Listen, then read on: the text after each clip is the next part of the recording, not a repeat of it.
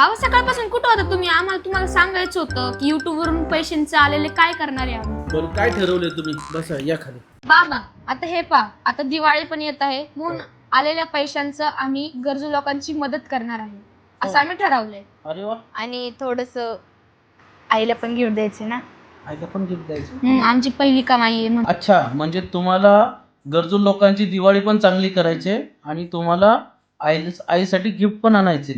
पण एवढ्याशा पैशामध्ये एवढं सगळं कसं होणार? मग आम्ही काय करणार? हे बघ बाळा, मीही पहिला समाजकार्य करायचो आणि समाजकार्य करताना माझा खिस्सा पूर्ण खाली व्हायचा.